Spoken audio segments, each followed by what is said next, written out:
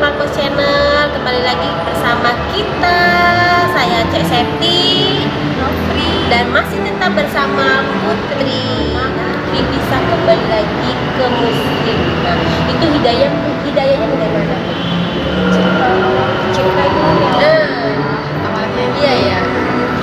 di waktu masa-masa kuliah itu kan suka di banyak dosa lah ya, suka diajak teman kemana-mana gitu, Bener-bener gitu ya.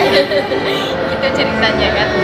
Jadi waktu itu banyak banget itu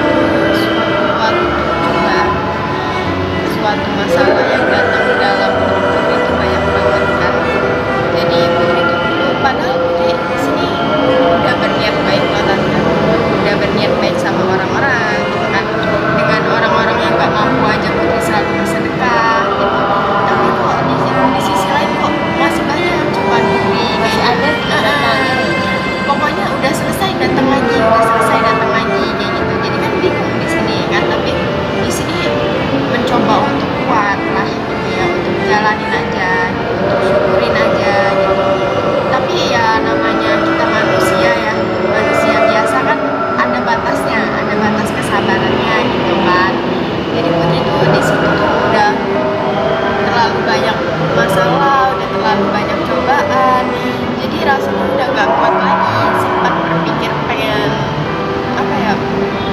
hilang dari dunia ini, bunuh diri gitu maksudnya gitu kan. Down lah ya. Ya karena udah banyak masalah gitu kan, jadi pusing kan kalau kita hidup di Sementara merantau sendirian.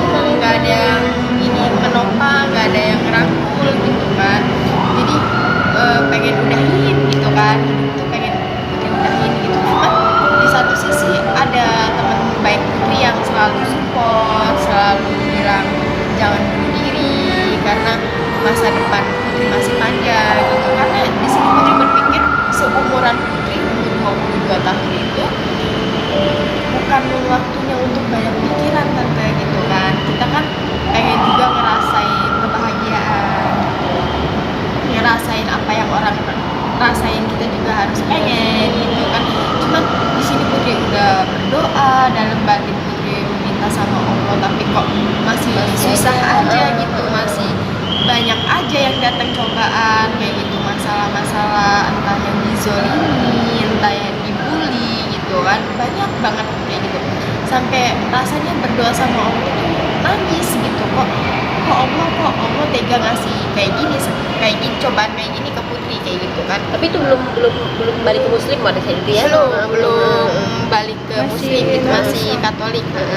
Jadi sampai nyesel juga gitu kan, jadi antara ragu dengan gak ragunya gitu mau masuk ke muslim gitu kan.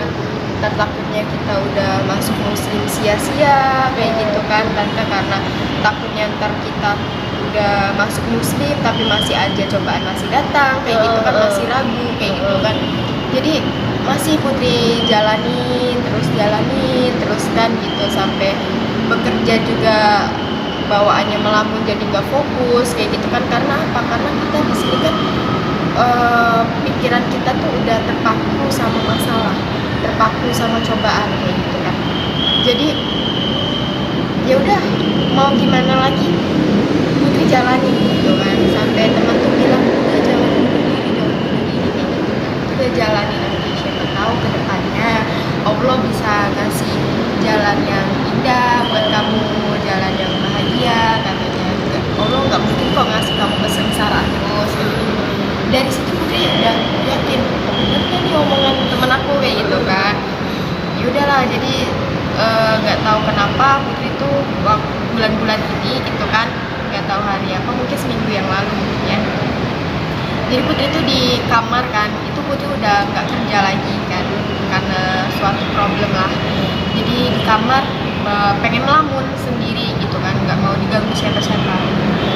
Melamun sendiri tuh kayak hati tuh pengen cepat-cepat masuk Islam gitu lah tante. Kayak ada ketukan, kayak ada dorongan, kayak ada bisikan, tapi nggak tahu siapa yang bisik kayak gitu.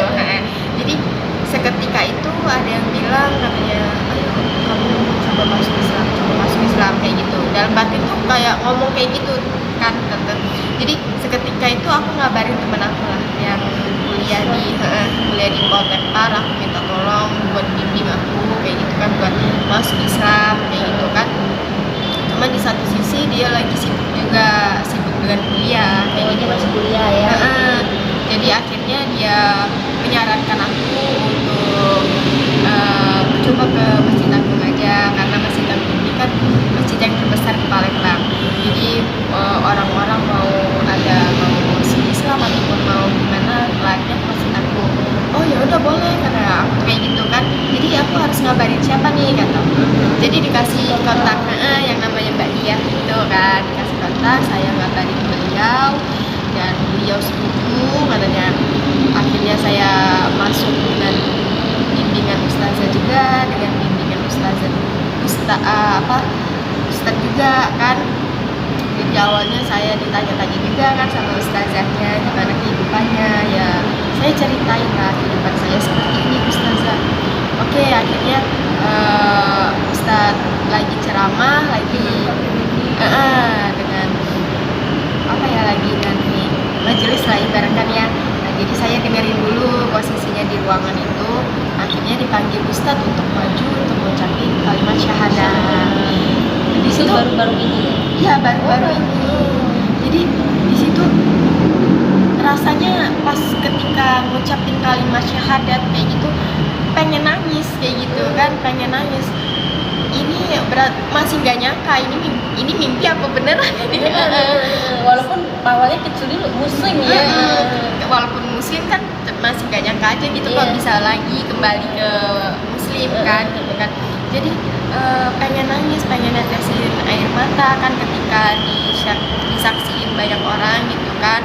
Pas ngucapin kalimat syahadat rasanya jantung tuh debar-debar kayak gitu kan. Mungkin ini yang Allah rencanain di dalam batin aku, mungkin ini yang Allah rencanain buat aku, buat kedepannya aku seperti apa, buat kuatnya hidup aku seperti apa. Mungkin ini semua udah rencana Allah. Akhirnya Ustadz suruh bilang ikutin Ustadz katanya gitu kan. Jadi ucapinlah asyhadu alla ilaha illallah asyhadu anna muhammadar rasulullah. Akhirnya pas Ustadz bilang kayak gitu, akhirnya disaksiin banyak orang, dan orang itu yang di belakang saya itu terharu melihat senangnya rasa hati ini ketemu gadis cantik remaja yang baru berumur 22 tahun sudah memilih jalan untuk menjadi muslim, sudah hijrah benar-benar.